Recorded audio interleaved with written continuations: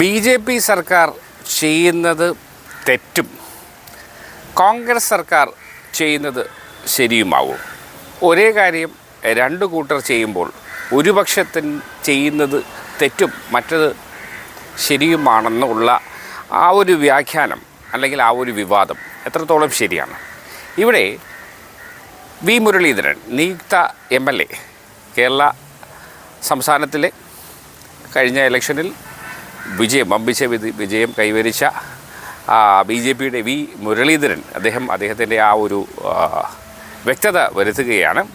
അദ്ദേഹത്തിൻ്റെ ആ ഒരു വാർത്താ സമ്മേളനം ഒന്ന് കേട്ടാലോ. ഈ തെരഞ്ഞെടുപ്പ് കമ്മീഷണറുടെ നിയമനവുമായി ബന്ധപ്പെട്ടുകൊണ്ട്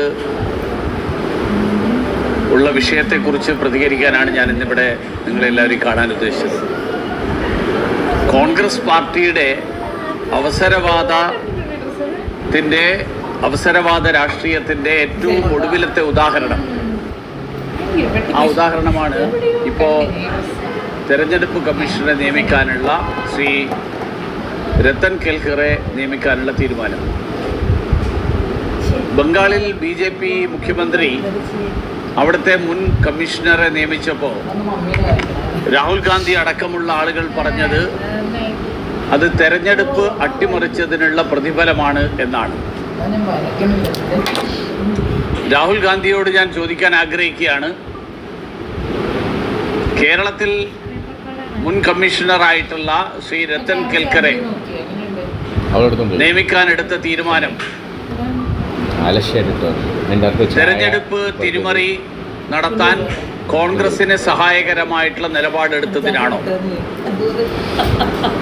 ശ്രീ വി.ഡി. സതീശൻ തെരഞ്ഞെടുപ്പിന് മുൻപ് പ്രഖ്യാപിച്ചിരുന്നു 100 സീറ്റ് UDF-ന് കിട്ടും. ഈ 100 സീറ്റ് കിട്ടും എന്നുള്ള പ്രഖ്യാപനം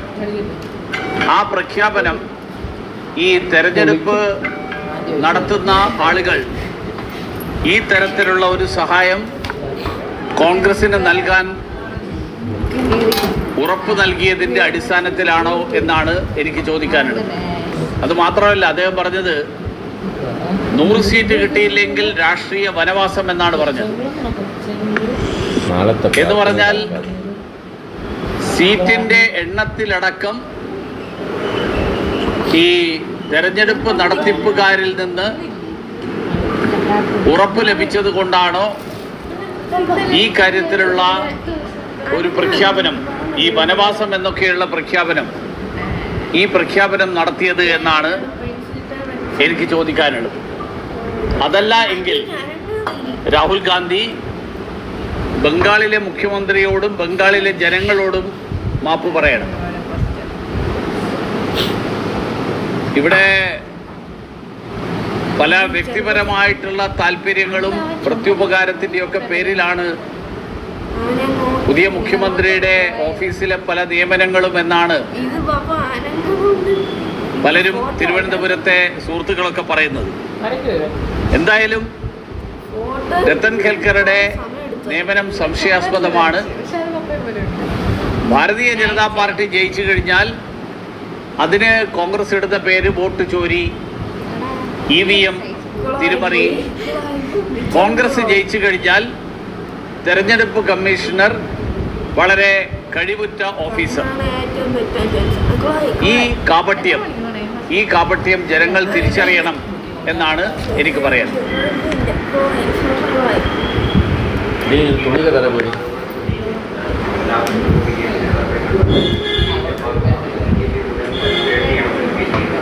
ബി.ജെ.പി. കോൺഗ്രസ്സുകാർ പറയുന്നത് കോൺഗ്രസ് മുക്ത ഭാരതം ഉണ്ടാക്കുകയാണ് ബി.ജെ.പി. ശ്രമിക്കുന്നതെന്നല്ലേ.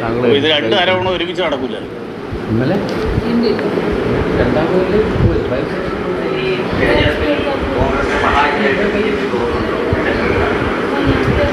അല്ല, ഇത് രാഹുൽ ഗാന്ധിയാണല്ലോ പറയേണ്ടത്. ഞാൻ എൻ്റെ കാര്യമല്ല പറഞ്ഞത്. രാഹുൽ ഗാന്ധി തെരഞ്ഞെടുപ്പ് കമ്മീഷണറെ ബംഗാളിൽ നിയമിച്ചപ്പോൾ പറഞ്ഞത് അത് തിരിമറിയാണ്, ബി.ജെ.പിയെ സഹായിച്ചതിൻ്റെ പേരിലാണ്.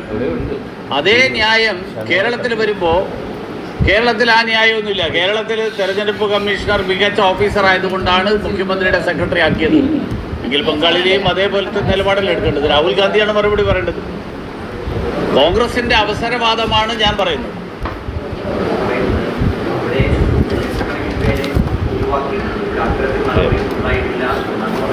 അപ്പോൾ പിന്നെ SIR-നെ എതിരായിട്ട് എന്തിനാ ഇവിടെ നേരത്തെ പ്രസ്താവന നടത്തിയത്?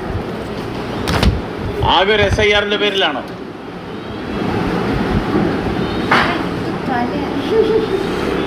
ഓക്കെ, സമയമാകുമ്പോൾ BJP തീരുമാനം എടുക്കും. ടെൻഷൻ അടിക്കണ്ട. ഞങ്ങൾക്ക് ടെൻഷൻ ഇല്ല, പിന്നെ നിങ്ങളെന്തിനാ ടെൻഷൻ അടിക്കുന്നത്?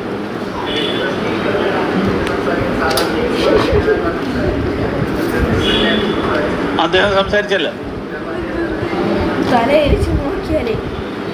അദ്ദേഹം സംസാരിച്ചത് BJP-ക്ക് വേണ്ടിയാണ്.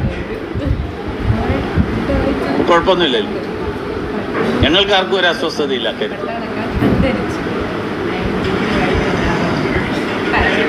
ഓക്കെ, ഇപ്പോൾ ഒരു സംവിധാനം ഉണ്ടല്ലോ, അപ്പോൾ അതങ്ങനെ. അപ്പോൾ നമുക്ക് നോക്കാം അപ്പോഴെന്താ സംഭവിക്കുക. ശരിയും തെറ്റും വിവേചിച്ചറിഞ്ഞ് അതിനനുസരിച്ച് പ്രവർത്തിക്കുവാനുള്ള സ്വാതന്ത്ര്യം മനുഷ്യനുണ്ട്. അപ്പോൾ ശരിയും തെറ്റും സ്വയം തിരിച്ചറിയുക, പ്രതികരിക്കുക. മറ്റൊരു വാർത്തയും വിശേഷവുമായി നമുക്ക് വേഗം കണ്ടുമുട്ടേണ്ടതുണ്ട്. അതുവരെ എല്ലാവർക്കും നല്ലൊരു ദിവസം ആശംസിക്കുന്നു. Good luck.